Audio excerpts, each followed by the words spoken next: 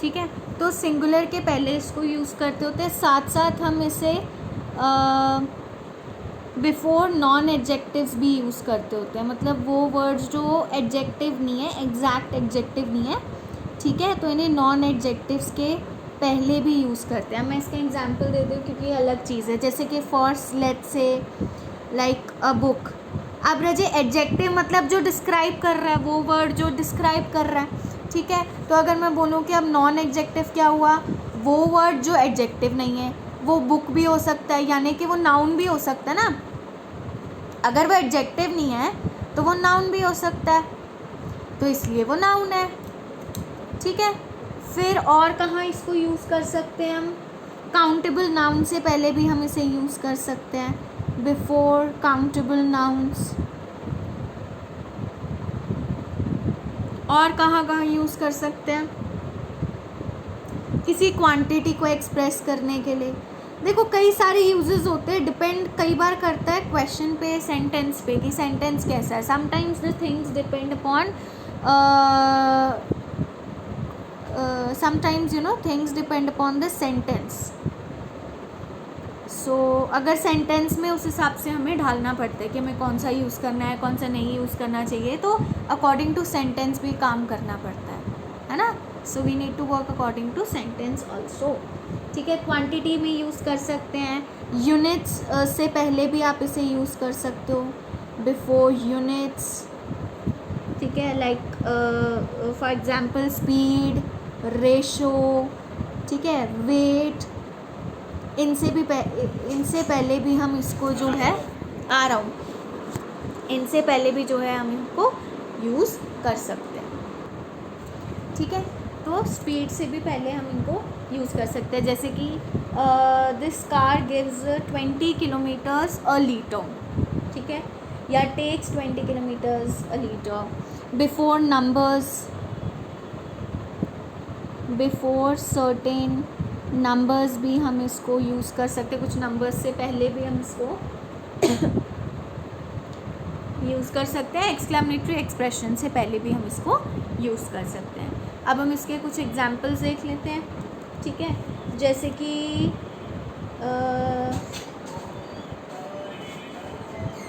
Okay बच्चे, अब हम ए के कुछ एग्जांपल्स देख लेते हैं। ए आर्टिकल के साथ ही कुछ ही लिख रही हूँ, ज़्यादा एग्जांपल्स नहीं लिख रही। फॉर एग्जांपल रजे,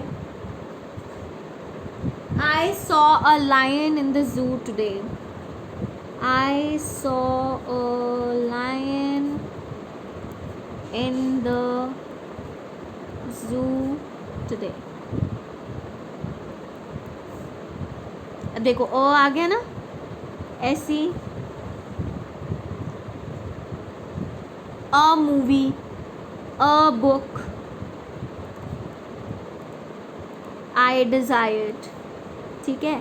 तो इनके साथ देखो काउंटेबल चीज़ें आ रही है ना, जिनको आप काउंट कर सकते हो, ठीक है। और a child needs love, a child needs love and pamper, child needs love and pamper. तो देखो आप क्वेश्चन दर क्वेश्चन या सेंटेंस दर सेंटेंस सिचुएशन बदल रही है, तो that's what I want to say कि सेंटेंस के ऊपर डिपेंड करता है कि हो सकता है आपका आर्टिकल उस हिसाब से चेंज हो जाए, अगर आपका सेंटेंस उस हिसाब से नहीं है तो, ठीक है, तो उस हिसाब से वो चेंज हो सकता है। क्लियर? चलिए अब हम चलते हैं एंड पर। अब हम स्टार्ट कर रहे हैं दूसरा आर्टिकल जो कि है एंड। इसको रजे हम यूज़ करते हैं वॉवल्स के साथ, ठीक है, इसको हम यूज़ करते हैं वॉवल्स के साथ। अब आई होप हमें बेसिक इतना तो पता होगा कि वॉवल्स कौन से होते हैं। ए ई, अरे पेन ख़त्म हो गया गाइस, कोई बात नहीं। ए ई आई ओ, ठीक है, यू, इन सब के साथ यूज़ करते हैं, ये सारे वॉवल्स होते हैं, तो इनके साथ यूज़ करते हैं। अब ज़रूरी नहीं है कि वर्ड्स ही हों जो इस लेटर से स्टार्ट हो रहे हैं, ये इंडिविजुअली भी हो सकते हैं, इनकी साउंड भी हो सकती है।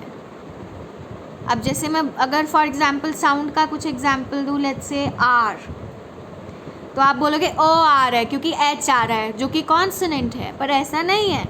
आर में प्रोनाउंसिएशन वोवल का है, तो यहाँ पे आप एन लिखेंगे, अगर आपको लिखना होगा आर्टिकल में तो एन लिखेंगे इसलिए, ठीक है।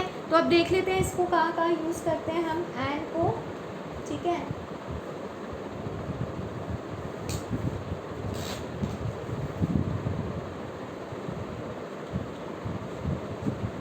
एन का तो यही है, बस एक ही है कि वॉवल्स के साथ यूज़ करते होते हैं, बस एन का एक ही है बच्चे। एन का कुछ ज़्यादा एक्सप्लेनेशन दिया नहीं हुआ है यहाँ पे, ठीक है। एन का कुछ ज़्यादा दिया नहीं हुआ है क्योंकि बस वॉवल साउंड्स के साथ यूज़ किया जाता है उसे, ठीक है।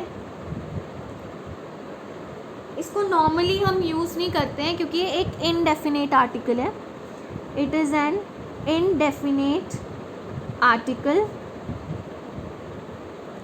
which is not used very normally, which is not used very often, पर हम इसे बहुत रेयरली यूज़ करते हैं, जहाँ जहाँ पे वॉवल्स आ जाते हैं, कुछ स्पेसिफिक साउंड्स आ जाती हैं, सिर्फ वहीं यूज़ करते हैं, पर इसका ज़्यादा यूज़ डेली लाइफ में हम नहीं करते हैं। तो एन का तो बस इतना ही है, कुछ एग्जाम्पल्स दे देते हैं। An umbrella symbol, okay, not like this, जैसे कि एन आर मैंने आपको एग्जाम्पल दे दिया। He is an honest man, जैसे आ गया he is an honest man. अब ऑनेस्ट आप सोचोगे एच आ रहा है जो कि कॉन्सोनेंट है, तो यहाँ पे एन क्यों लगाया है हमने, यहाँ पे एन क्यों लगाया है, तो एन इसलिए लगाया है क्योंकि ज़रूरी नहीं है कि एन हमेशा वॉवल्स के साथ यूज़ हो, वॉवल्स के साथ साथ उनकी साउंड के साथ भी अगर आ रहा है तब भी एन ही आएगा, ठीक है। चलिए अब चलते हैं द पे। अब द का फंडा बड़ा डिफ़िकल्ट है क्योंकि ये काफ़ी सारी चीज़ों के साथ यूज़ किया जाता है, काफ़ी जगहों पे से यूज़ कर सकते हैं। किसी चीज़ को आप स्पेसिफाई कर रहे हो, कोई पोजेशन दिखा रहे हो, या कोई चीज़ यूनिवर्सल है, या कोई ऐसी चीज़ है जो दुनिया में सिर्फ एक ही है, ठीक है। अनकाउंटेबल नाउन्स के साथ नहीं आप इसे यूज़ कर सकते, काउंटेबल्स के साथ यूज़ करोगे। कोई रिवर का, कोई जगह का, कोई लोकेशन का नाम है तो वहाँ आप यूज़ करोगे, ठीक है। सो used with singular noun,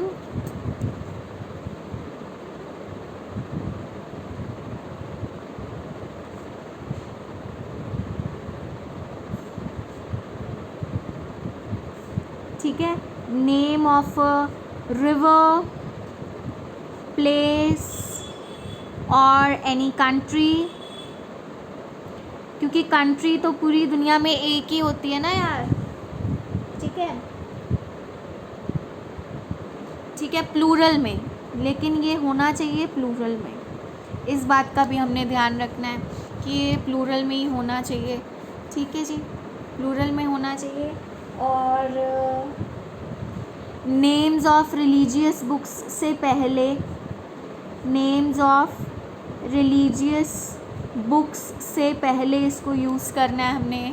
और देख लेते हैं कहाँ कहाँ यूज़ करते हैं इसको। ऐसा है कि प्लूरल के साथ यूज़ करते हैं, ठीक है। फिर हम इसे with the name of religious books भी यूज़ करते होते हैं। रिलीजियस बुक्स के नाम से पहले भी, कोई फैमिली का नाम है तो उससे पहले भी प्लूरल फॉर्म में यूज़ करते हैं, ठीक है। डिस्क्रिप्टिव एडजेक्टिव से पहले, बिफोर डिस्क्रिप्टिव एडजेक्टिव्स भी हम यूज़ करते हैं। कोई यूनिक ऑब्जेक्ट्स का ग्रुप है उनके साथ, जैसे कि इसमें लेट्स से मून आ गया, सन आ गया, ऐसे ऑब्जेक्ट्स जो यूनिक भी हैं और पूरी दुनिया में सिर्फ एक ही हैं, ठीक है। और इवन विद यूनिट्स, जैसे लीटर बोल रहे हो या आप डज़न बोल रहे हो तो आप लिखोगे बाय द डज़न, ठीक है। तो ऐसे हम द का यूज़ करते होते हैं। अब आओ now let's see few examples for the, ज़्यादा नहीं देखेंगे थोड़ी। The bicycle is common man's vehicle. The bicycle is common man's vehicle. Common man's vehicles. तो यानी द जब आप स्पेसिफिसिटी के लिए यूज़ कर रहे हैं, वो बाईसाइकिल, कॉमन बाईसाइकिल, एक बाईसाइकिल ही ऐसा व्हीकल है जिसको कॉमन मैन आसानी से यूज़ कर सकता है, ठीक है। रिवर के नाम से पहले, जैसे कि the Ganga is the Holi river, the Ganga is the Holi river, क्योंकि पूरी दुनिया में एक ही गंगा बह रही है, तो Ganga is the Holi river. अब कई बार द जो है वो बार बार भी आता है, सो दैट्स ओके, क्योंकि द ही आपका एक ऐसा आर्टिकल है जो बार बार भी रिपीट हो जाए तो भी कोई इशू नहीं होता है, ठीक है। जैसे कि ओके, और कंट्री के नाम से पहले लेट्स से द, जैसे हम बोलते होते हैं the United states of America, the India क्यों नहीं बोलते? अब देखो सिचुएशन चेंज हो रही है ना। So India is not the actual country which is not specified, that is not the big country, या उसको एज कॉन्स्टिट्यूटी नहीं क्रिएट करते, है ना। तो अब देखो डिफरेंस आ रहा है कि द इंडिया नहीं बोलते पर हम यूनाइटेड स्टेट्स ऑफ अमेरिका बोलते हैं, क्योंकि यहाँ पे स्टेट्स जो है प्लूरल में आ रहा है, तो आप स्पेसिफिकली प्लूरल के साथ यूज़ कर रहे हो यहाँ पे, ठीक है। वो भी तो चीज़ है ना कि आपको प्लूरल के साथ यूज़ करना है। कंट्री के नाम के साथ यूज़ कर सकते हो बट स्टिल वो प्लूरल फॉर्म में होना चाहिए, ठीक है जी। तो ये आपका ख़त्म हुआ पहला determiner, that is your article. अगर आप लोगों को पसंद आया तो आपने लाइक करना है, शेयर करना है और सब्सक्राइब करना है, और ऐसे वीडियोज़ के लिए और ज़्यादा डिटरमाइनर्स को डिस्कस करने के लिए। अब इसके आगे के जो डिटरमाइनर्स होंगे they would be demonstratives, possessives, quantifiers, all of them, ठीक है।